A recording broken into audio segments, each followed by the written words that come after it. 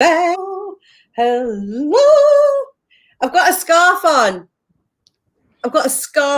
It's nearly May. I'm picking freezing. I've got the fire on and everything. Welcome to Donna and Cheryl. Is that why? Because you're cold? Keeping it real. I'm freezing. We have nails. Neil's done. Mine aren't done yet.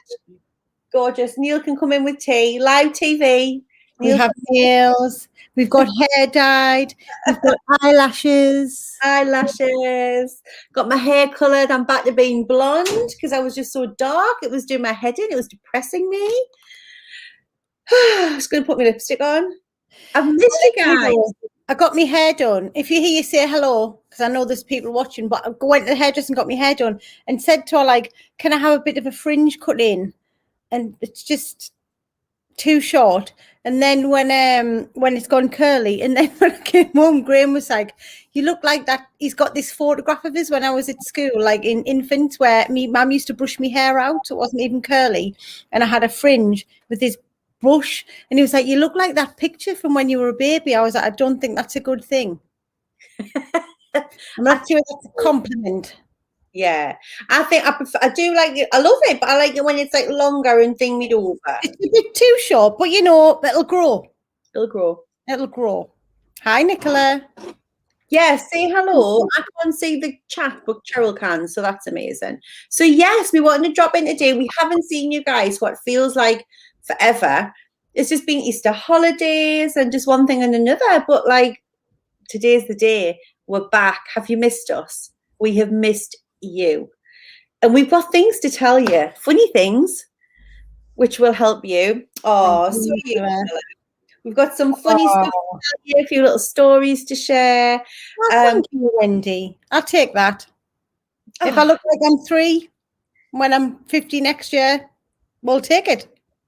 50 next year. My little sister is 40 next Friday, which I literally can't get my head around. Like, I remember seeing it on a scan machine in my mum's stomach.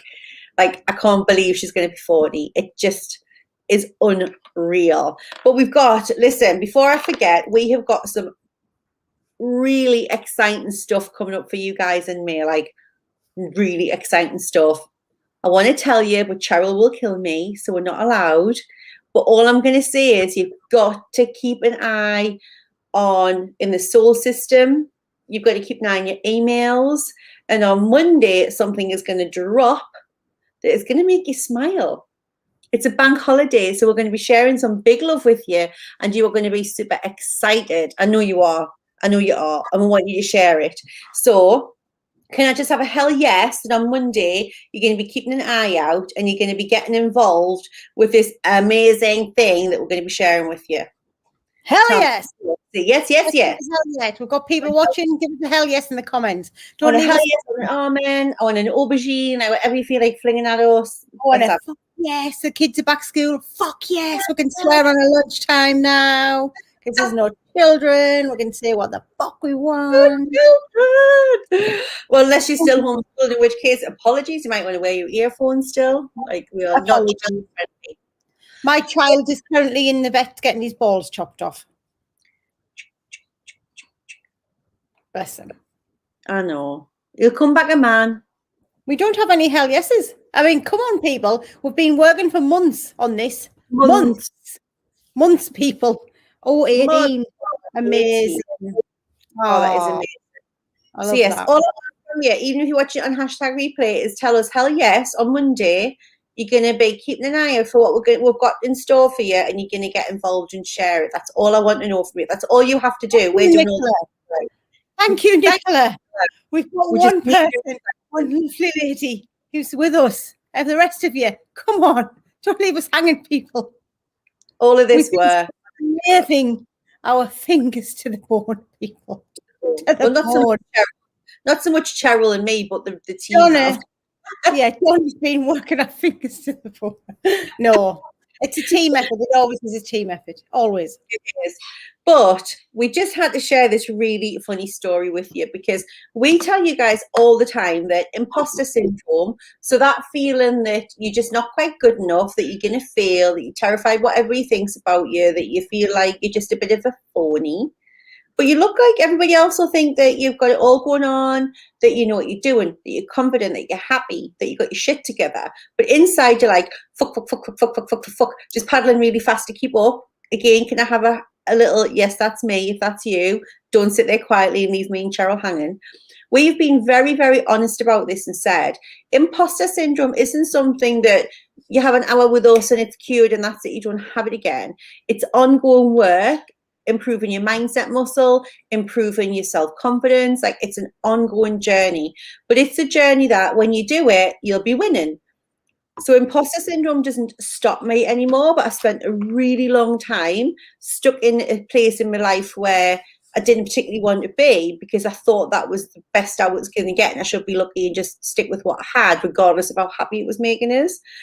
So the reason I'm sharing this with you is something happened this week which did make us laugh, which I said it's just proof that the imposter syndrome is there, but doesn't really get in the way, does it, Cheryl? Like it used to with me. Like, it used to totally have me like paralyzed. Nobody would have known on the outside, but inside I felt very much like I was stuck.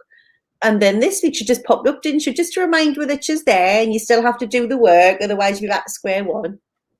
Well, we'll rewind back a few weeks. So basically, as you know, Donna and I are writing our book, which is due to be launched in September this year, which is very, very, very exciting.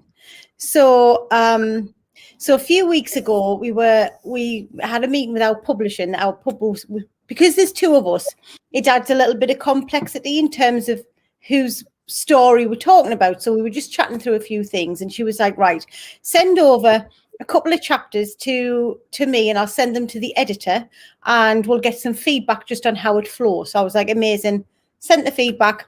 Great. A day later, got a message back. Here's your feedback on your chapters with the commentary from the editor. Off you go. So I pops it in, saves it in our place where we have our book chapters. I went in, read it all, was like, great, really, really great feedback. Said to Donna, the feedback's there. Have you had a look at it? Not yet. I think I got an emoji which was like this. This was weeks ago. Now, we haven't gone back to writing our book for a couple of weeks because we've been planning the really exciting thing that's happened on Monday. So yesterday was the first time we came together to write some more of the book. And I said to Donna, have you read the editor's feedback? And she hadn't. Like, no. Well, I hadn't. We'd had it there for 3 weeks. Busy. You just thought if you ignored it, it would go away. Well, I lived in hope. You know. So Donna hadn't read said feedback. So I was like, right, well, we're going to look at it now because it is helpful, you know. Have an editor your feedback before you finish the book, so that we can then write it again. So it goes into the feedback. So we've got who else will be excited to read what the editor has read about, like has written about them? Like, you know, when you have like them flashbacks of being in school when you hand something in that you've like blood, sweat and tears and you're really fucking proud of it, and then the teacher just red pens the fucking shit out of it. Do you know what I mean? She might as well write thick twat at the top. It was kind of like that feeling. It was like being back at school, waiting for the teacher to get a red pen out. Never worked with an editor. We're not professional writers. We haven't had a writing coach do, like, we are just writing this off the hip, talking about life as we know it. As you know, there are swear words in there. So who else would have been excited to read it? If you were, let me know. And if you would have been shit scared as well, let me know. And can everyone just tune into the story that Donna's just then made up around that whole bit as well? So I had said to Donna, I've read the feedback. It's really good. She chose to seek and destroy that information and not actually put that into our conscious mind. So it goes into the document. Introduction, 2 comments. This is amazing. Really well written. All I would suggest is you move this to the top to make it even more powerful. Is that a win, people? It's on the introduction to our book. Chapter 1, couple of comments. This is a really great statement. Repeat this as many times as you can throughout the book because it's really powerful. A win. Chapter 2, switch a couple of things around and trim it down a few times. Really well written. Is anyone else getting that? We've got some really great feedback from the editor on the first attempt of writing our very first book. I was over the moon with it. I was like, God, this is really good. Donna, tell them what went through your mind. Right, so let me do my face. First of all, this is my face. Cheryl went, what you think? And I went, oh, so isn't it good? I went, what do you mean? I went, well, I'm just wondering whether or not the editor's very good. And she went, you what? And I went, well, I'm just thinking, like, I'm now questioning, now that you're telling me, the editor's telling me that our writing's really good, really strong. Bearing in mind, I'd submitted an article last week for my practitioner program, which my teacher on that said they should be published, it should be in a magazine. And I was just like, oh, no. So then I read this feedback. It's a lot of feedback in a week, people. And I was just like, oh, like, I'm just wondering, like whether or not the editor's good, because I'm now questioning whether or not she knows what she's talking about, because I think there's other stuff she could have maybe picked up on. Cheryl obviously looks as like I've lost my mind. And I said to her, but I understand that this is not me. This is my imposter speaking. Yeah. I understand that she's a fucking brilliant editor. Otherwise she wouldn't be working for the company that we work with. And I understand that this is insanity coming out of my mouth, but I'm saying it just so that you know what my imposter is saying. The bitch is having a right go that if it's not you, it must be the editor. Now, for 2 minutes, I know this editor is freaking amazing. But this is what our imposter does. She's fucking smart. She'll look at you and she'll go, well, if you're not taking accountability for it, we'll make sure somebody else, because it can't be that you're actually good at this. Like, her job is to keep me safe. She doesn't want the book to be out there in case people criticize it. Like, I understand what she's trying to do. But can you see how dangerous it is? Like, if I'd actually bought into any of those stories that I'm not good, the editor's not good. This is why people either don't write books or write books. And I know there's people that have had a book in their drawer for years and it'll never come out of the drawer because they're so scared of the red pen. Yeah? So because there wasn't red pen on it, it then went, right, well, we'll find something else to freak her the fuck out so she doesn't get this book published. We'll blame the editor. Abigail, if any one of you in the team's watching this, we don't mean it. And Abigail's brilliant because she talks about imposter syndrome all the time, so she will get it. She knows it. If you're watching this and you've got imposter syndrome, can I just have a high five that you understand how the train of thought works, that you are constantly seeking and destroying to find evidence that you're shit, even if that means taking other people down with you. like to me, it makes perfect sense. Thankfully, I don't listen to the bitch because I know she's fucking insane. But, you know, like, to the average person, if you didn't know about imposter syndrome and you didn't know that that's just your fear trying to keep you safe using any means possible, and she's a fucking dirty fighter, she's a fucking mud wrestler, she can take people down, like, this is what she'll do. This is why we sabotage relationships. When I first met Neil, I would tell him all the time, you don't want to be with me. I'm a fucking bitch. Like, I'm toxic. Like, I will ruin you. And he was like, why are you saying this? Like, you're not like that. I'm like, oh, I am. Honestly, I am. And this is what we do. Because I was like, he's just too nice. He's too good for me. She will always look to keep me in that safe small box where she's got me all to herself and nothing happens to me that's bad in her map of the world. Have we got any comments? Is anybody else? Look, we haven't got any more comments, but we've got a couple of thumbs ups. And thank you. Don't leave me hanging. I'm putting my balls on the line here to share the inner workings of sharing this crazy psychotic bitch moment, people. Come on. Psychotic bitch, let's face it. And she's what's the word? Like a sociopath. Like, she hasn't got any like remorse about it or anything like that. Like, she has got a one-track mind to keep me where I am at any given time. Yeah. She means well. It ain't gonna happen. Girlfriend. Oh, we have a date when the book will be handed over. We have the date when we'll be celebrating the book being handed over.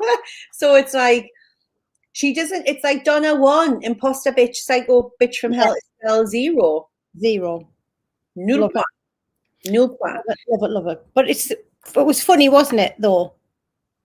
How it just pops up just in these impromptu moments. Because I was thinking weeks ago, I thought, well, you did this phase, and then I was thinking you haven't mentioned the fact that you've gone in, so I know that you haven't gone back and read the feedback. Well, you're gonna have to. Gonna have to happen. No red pen. Thank God. Google Drive. Just a few comments. No red pen. Nothing to be scared of. No savage, scribbles out, you're a dickhead, what you doing writing a book, you stupid bitch. Like none of that. It was crazily productive, constructive, and words like great. I mean, you want to see them on your book review. Wrong. This is powerful. And today we have then gone a little step further, and our team who we have around us who supports us, we've then gone and said, right, let's get some more eyes on these chapters of the books. So we've kind of gone from that phase to let's get some other people who know us and what we're about to read it. So we've done that today. So we're casting the net. So end of the year, September, people, the book will be there for you to get. It's very exciting. Yeah. So what do I want you to take away from this? 2 things. 1, keep an eye on all our social media and on your inbox on Monday. Now, if you don't get our emails, that's fine. Just DM me or Cheryl your email and we can make sure that you get it, because the emails will be out first thing on the Monday morning. So exciting. You do not want to miss it if you want to improve your self-confidence. And 2, in there. I can't help it. Tune in to what the crazy psycho bitch is saying to you and know that you are not that crazy psycho bitch. It's just a voice. It's just a thought. It's just a part of your mind trying to keep you small. But we can give her that whenever we choose to, just by listening, ignoring, and carrying on in our own sweet way, in our demure, innocent way that we do. Hell yes. And we will be back on Thursday, 5 p.m. on Thursday, with some more nuggets. We were writing the book yesterday and we were talking about imposter syndrome. We then started to talk about some other memories that we had around imposter. So we've got some more stories to share with you on Thursday at 5 p.m. So we would love to have you here with us on playback or live so that we can share some more gems from us, of our experiences, to see if that resonates with you, to help you along your journey. What email will it come from? It's normally just, as long as you're on the mailing list, Nicola, it'll just come from Donna and Cheryl from Now Is Your Time. So make sure we're not in your junk. You just need to whitelist hello@nowisyourtime2.com. That's what you need to whitelist. It appears as Donna and Cheryl in your inbox. Yes. So but if you're not sure, you can drop us a DM and we can check that you're on the right community list. Right, we've got to go because we are now going off to teach in the beautiful Helen McHugh's mastermind all about imposter syndrome and how to kick her in the crotch. And we have some recent examples, which is amazing. So have an amazing rest of week. We will see you on Thursday. Take care of you. See you very soon. Bye. Bye, kids.